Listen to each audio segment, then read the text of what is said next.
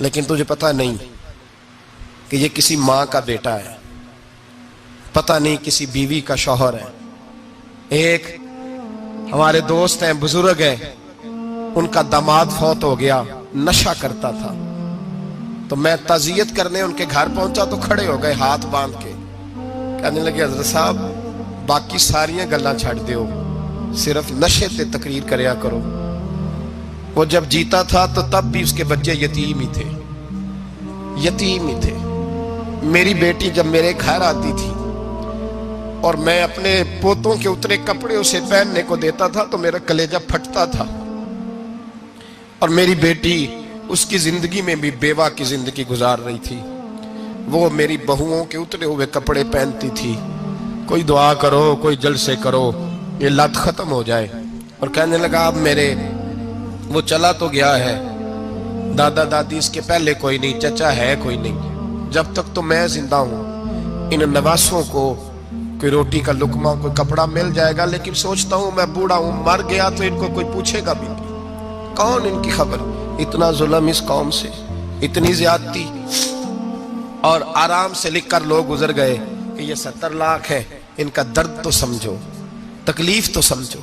7 fit کا سونا جوان اور نشے کا عادی ہے تو کسی نالی میں پڑا ہوا ہے۔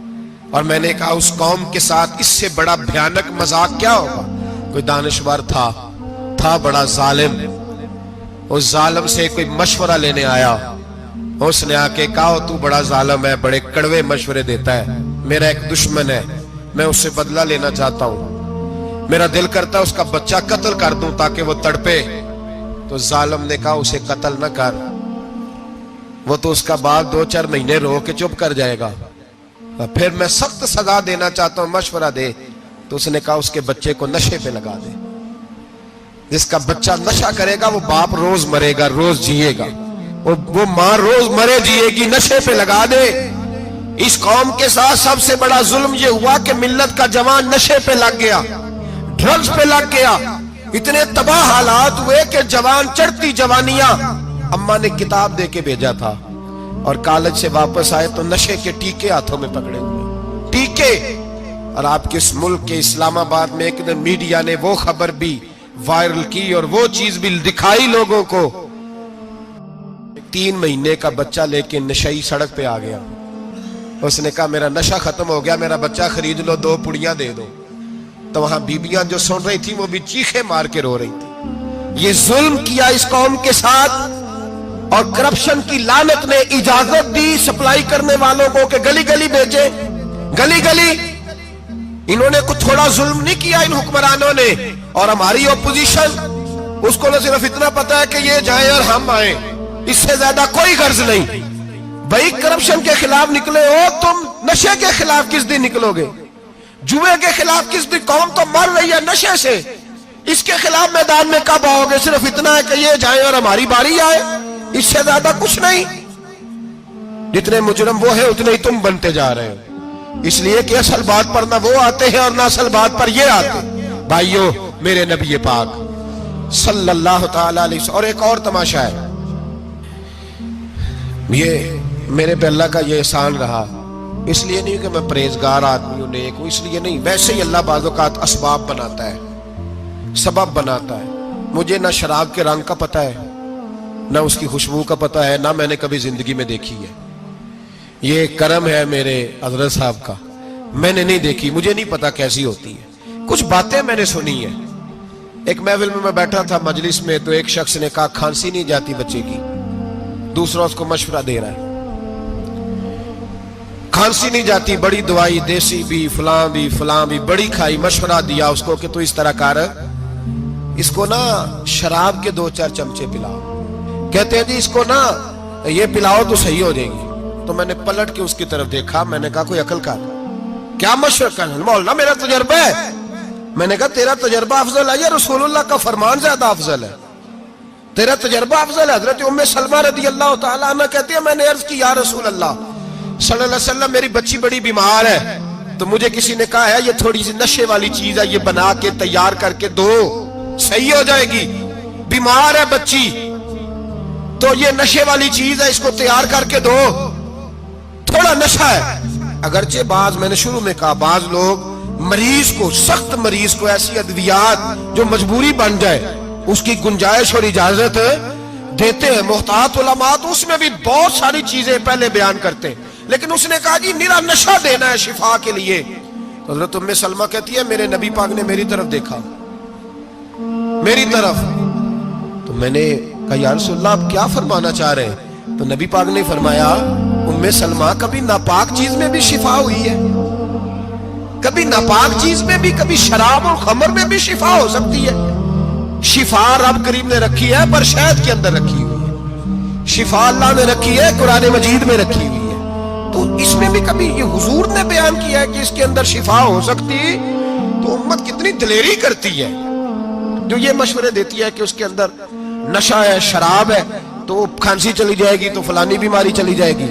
نہ آؤ ان چیزوں پہ، نہ اپنے ایمان کو خرابی دو، اور نہ ایسی باتیں کرو جس سے کہ ڈائریکٹ رسول اللہ صلی اللہ علیہ وسلم کے واضح ارشادات کی مخالفت ہو. میرے نبی پاک صلی اللہ علیہ وسلم نے فرمایا. اور پھر کچھ لوگ کہتے ہیں تھوڑی پی ہے جی. اب تو میں تجزیے میں پڑھ رہا تھا کہ ایسی شراب ایجاد ہو گئی ہے، لوگ شراب پیتے ہیں اور وہ مست بھی رہتے ہیں، کار بھی چلاتے رہتے ہیں، کہتے ہیں جی نہیں ہمارا ذہن معاف نہیں ہوا تو یہ والی صحیح ہے، نشہ نہیں لاتی. میرے نبی پاک صلی اللہ علیہ وسلم نے فرمایا جس چیز کی تھوڑی مقدار، زیادہ مقدار حرام ہے اس چیز کی تھوڑی مقدار بھی حرام ہے. جس کی زیادہ مقدار حرام ہے اس کی تھوڑی بھی. تو خمر اور شراب اگر فل پینا جائز نہیں تو تھوڑی پینا بھی جائز، یہ حرام ہے اور حرام تھی اور قیامت تک حرام ہی رہے گی. میرے نبی پاک صلی اللہ علیہ وسلم نے منع کیا اور حضور نے اظہار ناپسندیدگی فرمایا. فرمایا 40 دن تو عبادت ہی قبول نہیں ہوتی شراب پینے والے جب تک سچی توبہ نہ کرے. ایک دن صحابہ بیٹھے تھے سارے، حضرت ابو بکر صدیق بھی تھے، فاروق اعظم بھی تھے، عثمان غنی بھی تھے، ڈھیر ساری تعداد تھی صحابہ کی، سارے تشریف فرما تھے. حضرت عبداللہ ابن عمر رضی اللہ تعالیٰ عنہ حدیث کے راوی ہیں اور مستدرک للحاکم کے اندر، ابن حبان کے اندر یہ روایت موجود ہے. فرماتے ہیں صحابہ نہ بات کر رہے تھے اور بات یہ کر رہے تھے کہ یار لوگوں کو گناہوں سے کیسے روکا جائے، لوگوں کو گناہوں سے گفتگو. صحابہ یہ کر رہے تھے. عبداللہ ابن عمر کہتے ہیں بیٹھے تھے اور جو گفتگو کر رہے تھے کہ گناہوں سے پلاننگ یہ ہوتی تھی، ان کی جو محفلیں ہوتی تھی نا بیٹھ کے، وہ خوش گپیاں نہیں ہوتی تھی بلکہ وہ تبلیغ کی، جد و جہد کی، لوگوں کو برائی سے منع کرنے کے لیے بیٹھتے تھے، اس پر منصوبہ بندی کرتے تھے، پلان کرتے تھے، آگے ترتیب دیتے تھے. گفتگو ہو رہی تھی تو اب آپس میں بات ہونے لگی کہ کون سا گناہ زیادہ برا ہے جس پر سب سے پہلے کام کیا جائے. تو دور ایک صحابی بیٹھے تھے، ان کا نام تھا عبداللہ ابن عمر. ایک عبداللہ بن عمر ہے اور ایک عبداللہ ابن عمر ہے. حضرت عبداللہ ابن عمر دور بیٹھے تھے، بڑے سمجھدار سیانے باریک بین آدمی تھے.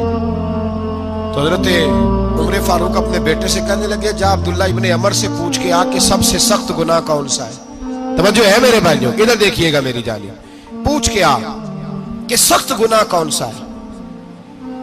عبداللہ بن عمر رضی اللہ تعالیٰ عنہ کی خدمت میں جب عبداللہ ابن عمر گئے تو جا کے کہنے لگے کہ صحابہ پوچھتے ہیں کہ آپ نے زیادہ وقت گزارا ہے نبی رحمت صلی اللہ علیہ وسلم کے پاس، تو بتلائیے برا گناہ کون سا ہے، سب سے سخت گناہ، تاکہ سب سے پہلے اس پر پابندی لگائی جائے، اس پر محنت کی جائے.